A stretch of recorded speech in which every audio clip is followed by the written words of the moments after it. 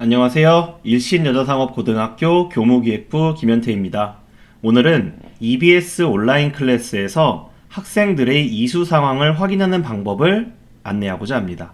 우선 EBS 온라인 클래스에는 이수 상황을 확인할 수 있는 방법이 두 가지 있는데요. 한 가지는 학습자를 기준으로 이수 상황을 확인하는 방법이 있고요. 다음에 강의를 기준으로 이수 상황 확인을 하는 방법이 있습니다. 지금부터 이 두 가지 방법을 어떻게 이용해야 되는지 한번 얘기해 볼까 하는데요.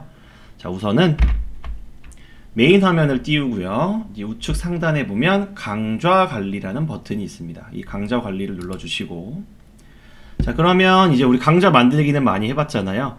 강좌 개설 관리에는 이제 선생님들이 아직 아이들에게 오픈하지 않은 이 강좌가 개설이 되어 있고요. 운영 강좌 관리에 들어가면 현재 운영 중인 이런 강의가 뜨게 됩니다.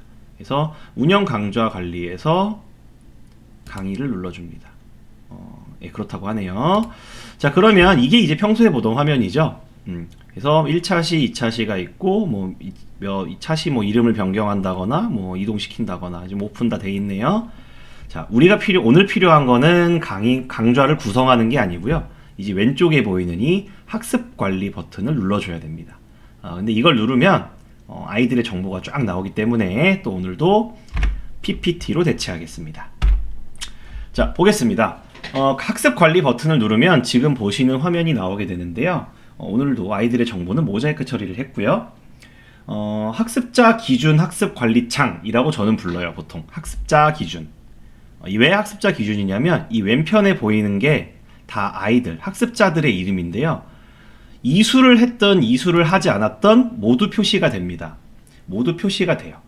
자, 그래서 쭉 보면 언제 학습을 시작했는지, 그리고 최근 언제까지 학습을 진행했는지, 그리고 진도율, 그리고 학습 현황, 학습 시간이 나오게 되는데, 일단 장점을 얘기를 먼저 하자면 한눈에 보기가 좋아요. 왜냐면 반 번호가 순서대로 쫙 나오거든요. 그러니까 몇 명이 들었고 뭐 이런 게 한 번에 다 보입니다. 그리고 뭐 진도율 몇 프로고 얘는 뭐 완전히 다 들었네. 이게 쉽게 볼 수 있는데 이게 사실은 단점이 있어요. 단점이 조금 큽니다. 어떤 단점이 있냐면 지금 맨 위에 있는 친구 보면 학습 시간이 10분이에요. 그런데 진도율은 0%입니다. 자, 이게 무슨 말이냐면 학습은 했는데 진도율은 0%예요. 지금 보시면 극단적입니다. 0%, 50%, 완강, 50%, 50%, 50% 빵, 50%, 50%, 50% 빵. 자, 지금 보시면 알겠지만 0, 50, 100밖에 없어요. 왜냐면 강의를 2개밖에 안 올렸거든요. 그리고 얘도 바뀌어야 돼요. 학습 중인 강의가 아니라 학습이 완료된 강의로 바뀌어야 됩니다.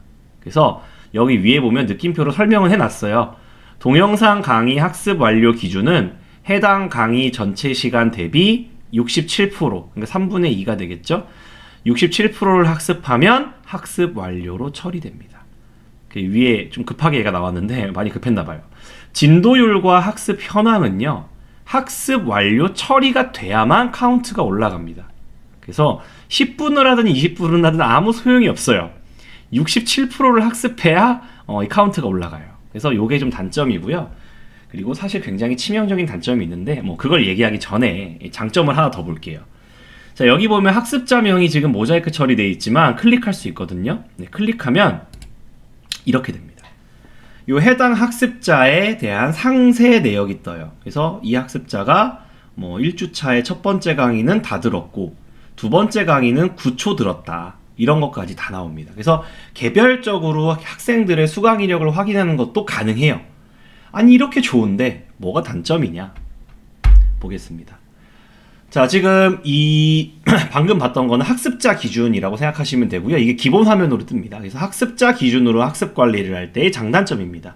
장점은 학습자별 이수 상황을 한눈에 확인하기가 너무 좋아요. 개별적으로 확인하기도 좋고요. 근데 다 치명적인 단점이 있어요. 기준이 학습자별이다 보니까 한눈에 확인하기는 좋아요. 근데 모든 학생이 다 나와 있단 말이에요. 그래서 이수를 한 학생과 이수를 하지 않은 학생과 이수 중인 학생까지 내가 일일이 다 확인을 해야 됩니다. 그게 단점이고요. 그 다음에 학습 완료 처리가 되지 않으면 0%, 카운트가 안 됩니다. 이 학습 완료 처리가 되지 않으면 좀 억울한 일이 발생할 수 있는 거죠. 그러니까. 자, 그리고 이게 진짜 치명적인데요. 강의를 수강한 개수만 파악할 수 있어요. 이게 무슨 말이냐면 예를 들면 수학이 일주일 동안 들어야 되는 강의가 4개가 있었어요. 그런데 예를 들면 월요일입니다. 월요일 날 1차 시를 들어야 돼요. 월요일 날 1차 시를 들어야 되는데 얘가 실수로 2차 시 수업을 들어버렸어요. 그러니까 오픈을 미리 안 하면 되지만 오픈을 보통들은 많이들 하시더라고요. 강의 오픈이 다 돼 있어서 얘가 2차 시를 실수로 들었네요. 자, 그런데 학습자 기준 화면으로 보게 되면 얘는 1시간은 들은 걸로 나와요. 시수만 나오기 때문에 1차 시를 안 듣고 2차 시를 들었지만 얘가 우리가 봤을 때는 1시간 들은 걸로 나온다고요. 근데 엄밀하게 얘기하면 얘는 1차 시 수업을 들은 게 아니죠. 2차 시 수업을 지가 선행학습한 거잖아요. 그죠? 네, 그래서 개수만 파악할 수 있기 때문에 좀 엄밀하게 얘기하면 세부적으로 확인하기는 어렵다는 거죠. 몇 차시 강의를 들었는지까지는. 자, 그러면 활용 방안입니다. 뭐 되게 제가 단점이 되게 많은 것처럼 얘기하지만 사실 굉장히 좋은 방법이에요. 이 학습자 기준 방법은. 언제 쓰면 정말 좋냐면 온라인 수업이 다 끝난 후에요. 이 다 끝났다는 기준은 뭐 온라인 계약 기간이 끝나고 이 기간을 얘기하는 게 아니라요. 저희가 보통 온라인 수업을 1주 단위로 끊습니다. 그러면 1주 단위로 끊으면 그 주가 끝나는 마지막 날, 혹은 우리는 일 단위로 끊는다. 그러면 7교시가 끝난 마지막 시간에 7교시가 끝나고 확인을 하면. 왜 좋냐면 월요일 날 들어야 되는 수업들이 예를 들면 1시간이 수업이 있어요. 근데 이게 주당 2시간이 들었다고 쳐봐요. 그러면 금요일 저녁에 이걸 최종 점검할 거 아닙니까? 제가 들어가서.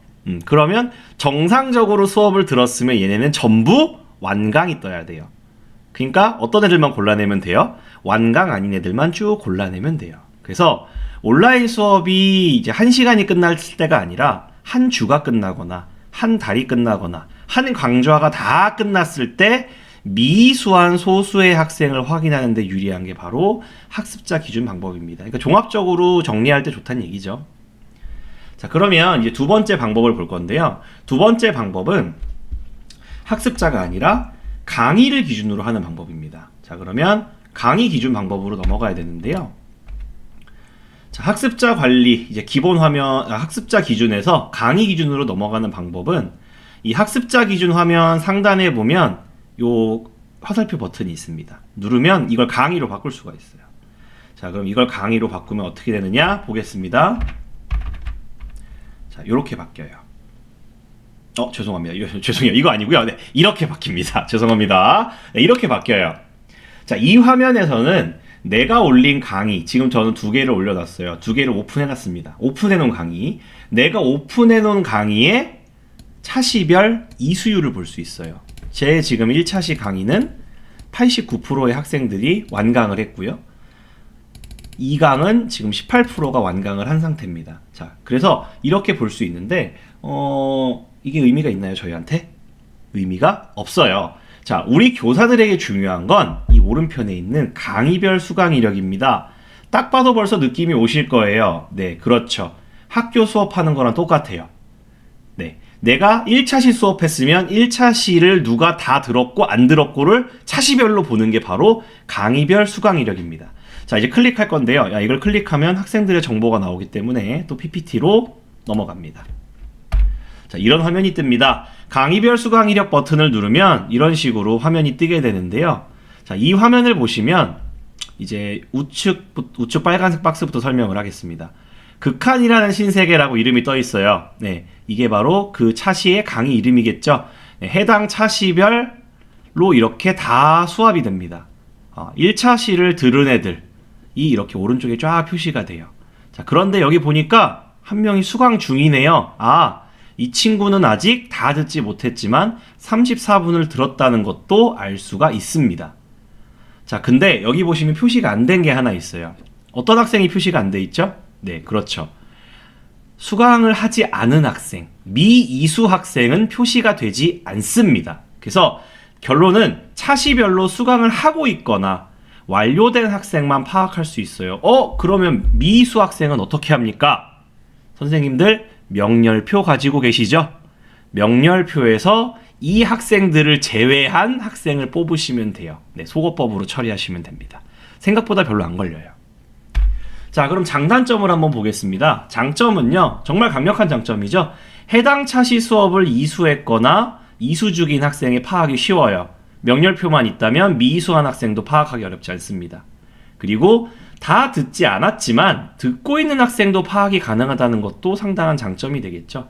자, 근데 단점은요, 시수가 많은 수업의 경우에 해당 차시마다 들어가서 확인을 하셔야 돼요. 예를 들어 뭐 그럴 일은 없겠지만 일주일에 7차시 수업이 있는 수업이 있다고 해봅시다. 근데 이 선생님이 좀 귀찮아서 목요일까지 확인을 한 번도 안 했어요. 근데 금요일 날 강의 기준으로 확인을 하려고 하면 7개의 차시를 일일이 다 들어가서 확인을 하셔야 돼요. 그런 어려움이 조금 있습니다. 그리고 종합적인 관점에서 학생들의 진도율이나 이수율을 파악하는 게 어려워요. 그러니까 아까 얘기한 것처럼 뭐 일주일 혹은 2주일 단위로 파악하려고 했을 때는 이 강의 기준을 쓰지 않는 게 좋습니다. 자, 그러면 어떻게 활용해야 되냐? 우리 평소 수업하듯이 활용하시면 됩니다. 매일 정해진 시간에 온라인 수업이 이루어지는 학교가 있을 거예요. 그런 학교의 경우에는 매일 정해진 시간에 온라인 수업이 이루어지고 나서 바로 체크를 하시면 됩니다. 그러면 들은 애와 안 들은 학생이 확실하게 구분을 할 수 있겠죠. 그리고 두 번째 방법. 저는 사실 두 번째가 굉장히 마음에 드는데요. 교과 담당 교사가 뭐 다 파악해주면 좋지만 사실 뭐 저 같은 경우 수학이다 보니까 듣는 학생이 막 100명이 넘어가잖아요. 근데 이 학생들을 다 제가 개인적으로 연락할 수는 없단 말이에요. 그래서 보통 어떻게 해요?